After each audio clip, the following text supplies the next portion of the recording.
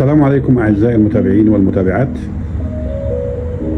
كل سنة وحضراتكم جميعا بخير بمناسبة شهر رمضان. يا رب يكون شهر خير وتوفيق ومغفرة وعودة حميدة إلى الله. الليلة هنلتقي معكم في الحلقة الثامنة من بودكاست من 10 ل 10 ونص مع الكابتن أحمد رفاعي.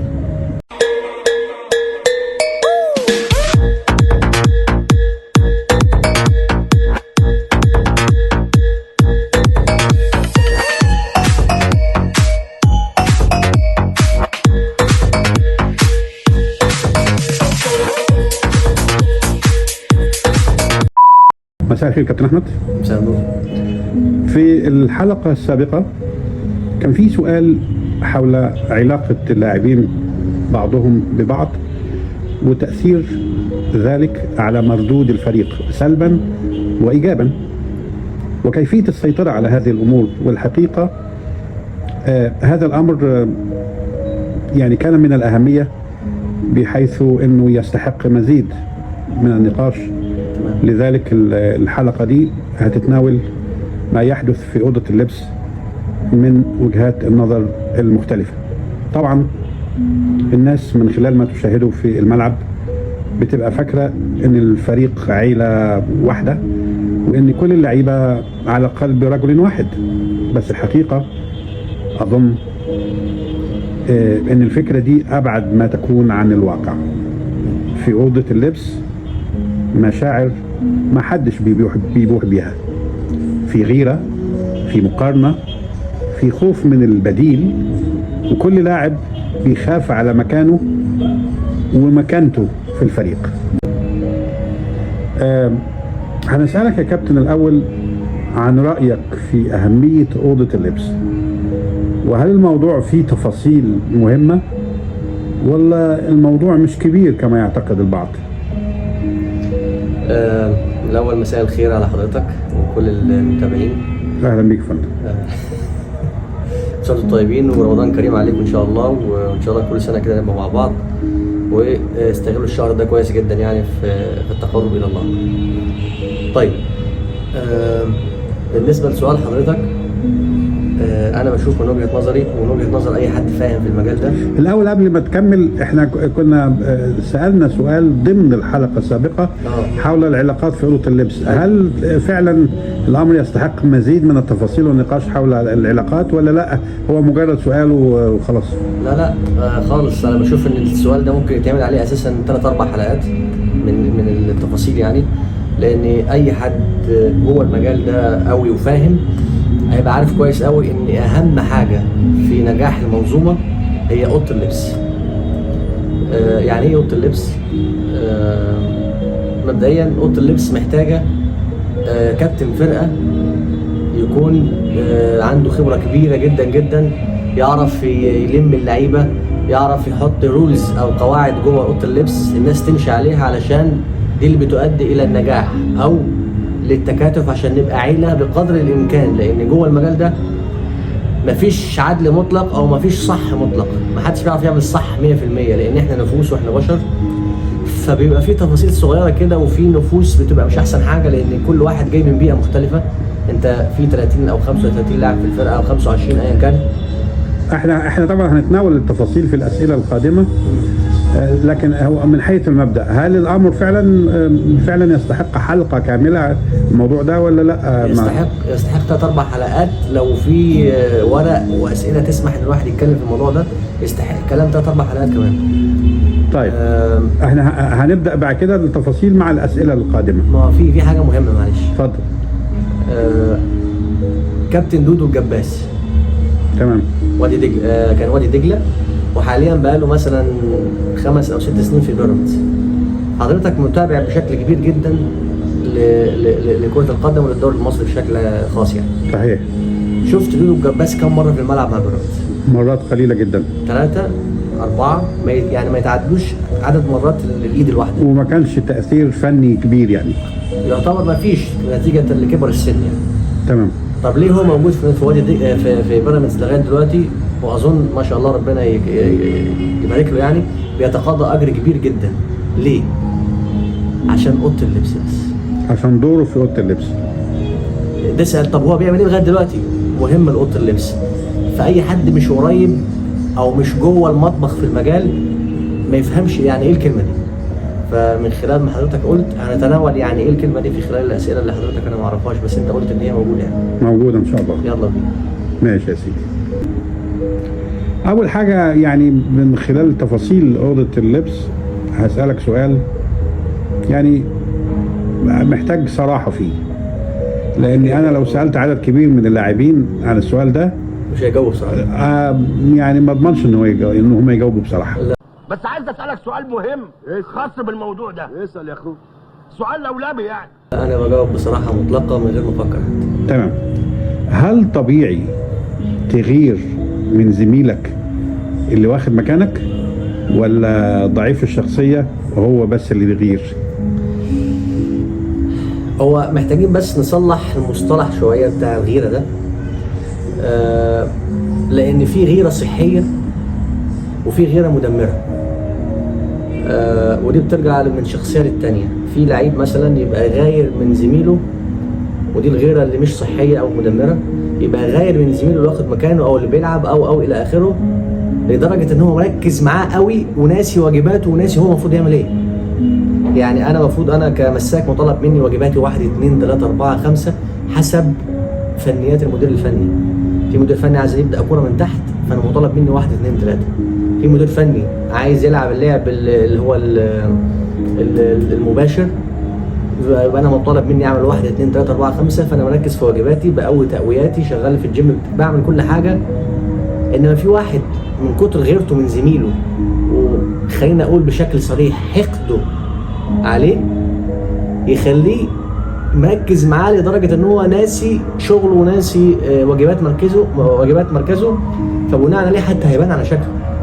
ما بيحاولش يعرف الاسباب اللي بعدته ويحاول يعالجها خالص. هو مركز مع اللي انا غيران منه او حاقد عليه ده، لدرجه ان انا ناسي شغلي اساسا، اللي لو عملته اصلا بشكل كويس ممكن على فكره تركب وتاخد فرصتك. وفي الغيره الصحيه بقى، ان انت زي ما قلت قبل كده، انا عندي ميزه معينه، مدرب شايفها فيا وانا شايف ان عندي الميزه الفلانيه اللي متفوق فيها على زميلي، بس هو كمان عنده ميزه مش موجوده عندي. طيب هنا دي الغيره الصحيه، ان انا احاول اشوف، وده مش عيب، هو بيعمل ده ازاي؟ الميزه اللي هو عنده دي اللي هي مش عندي اساسا بيعملها ازاي؟ اكتسبها ازاي؟ طيب ابص على التقنيه بتاعته في اللي بيعمله ده. هل ممكن اروح اساله عادي جدا؟ انا كاحمد يعني ما بتكسفش من الموضوع ده. هو انت مميز في دي عشان ايه؟ لان في الاخير المفروض ان احنا في الاخير اصلا جوه تيم واحد، جوه مجموعه واحده، عشان ننجح المنظومه بشكل عام بعد كده. النتائج الايجابيه بتنعكس على الكل، على الكل، سواء معنويا وفنيا وماديا وكل حاجه.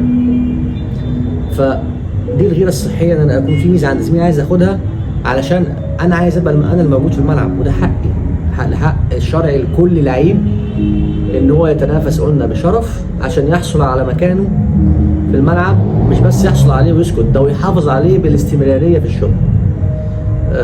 فدي الغيره الصحيه، ان يبقى انا في زميل غير منه او حاقد عليه. وعلى فكره معلش، في ناس ساعات بيبقى الغيره والحقد من زميل معين في الفرقه مش علشان هو متفوق عليها فنيا. ممكن اغير من زميلي وابقى حاقد عليه علشان متربي. يا سلام، والله العظيم.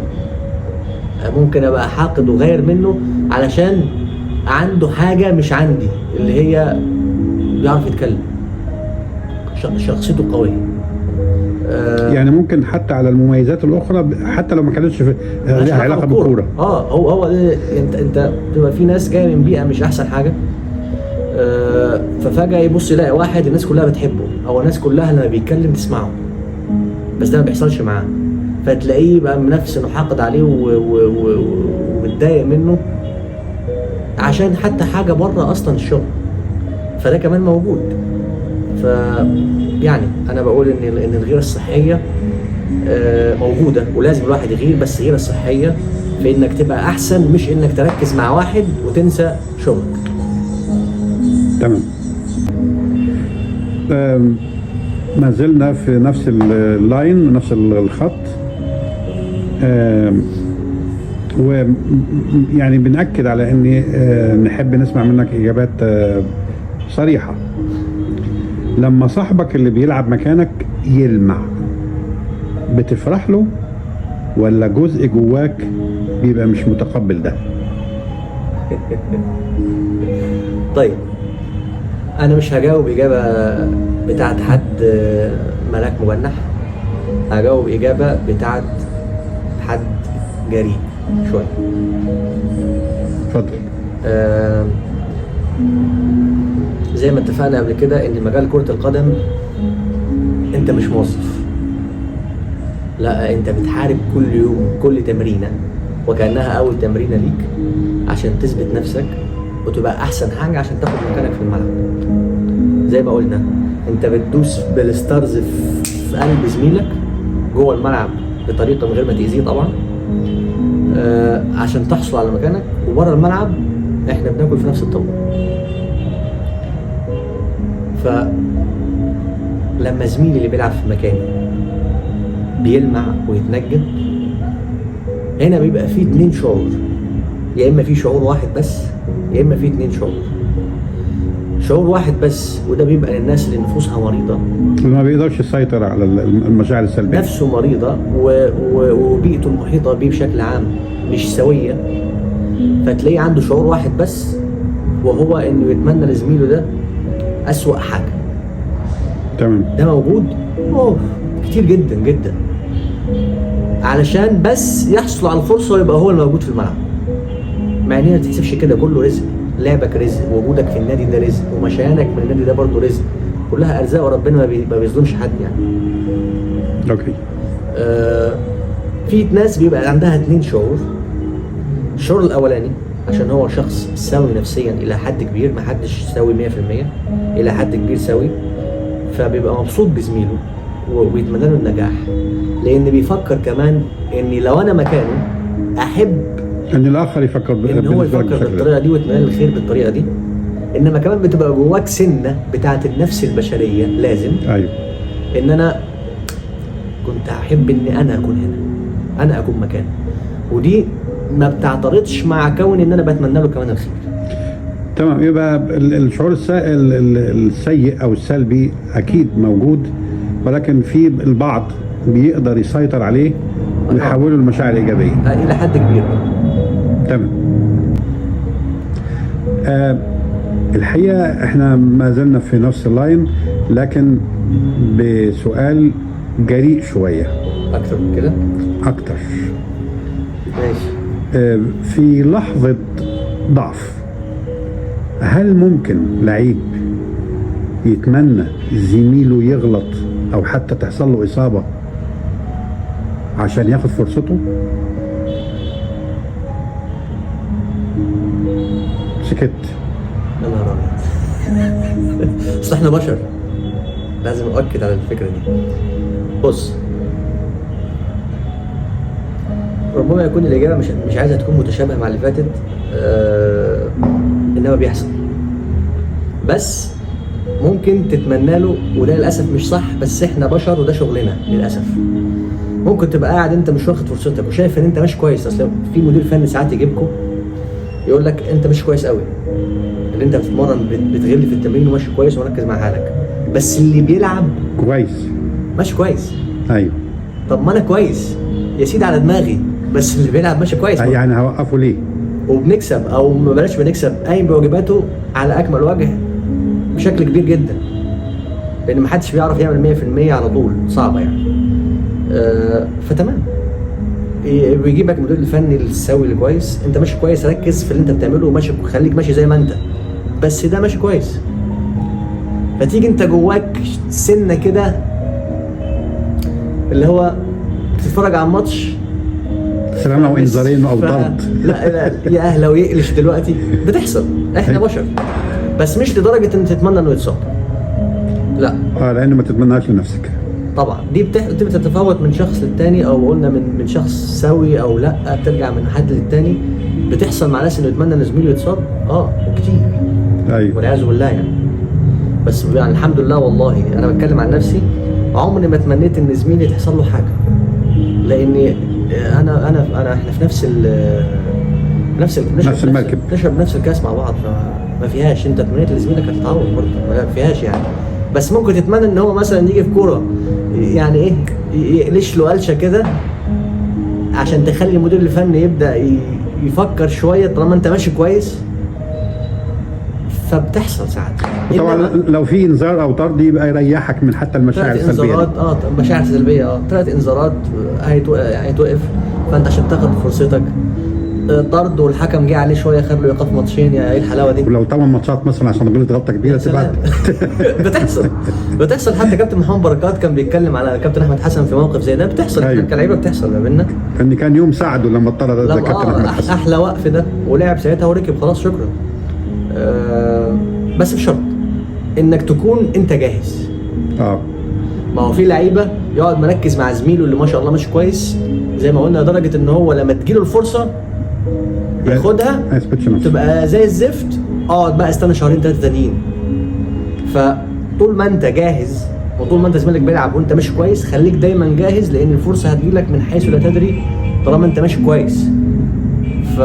يعني الشعور ده ساعات بيجي للعيبه وجالي انا بصراحه، يعني جالي، انما من غير ما الشخص يتأذي. ممكن يقلش له قلشه ما تحصلش حاجه، انذار ايقاف بتاع، يعني دي مشاعر بتبقى موجوده بين اللعيبه يعني. ولما بتقلش انت بتبقى عارف ان في حد كان بيتمنى لك الحكايه دي من بره. 100% ماشي. هنرجع نسأل عن امور تخصك انت شخصيا، انك عاوز تثبت لحد معين انه كان غلطان في تقييمك. كيف يفكر امام عاشور تجاه زيزو في اوضه لبس النادي الاهلي؟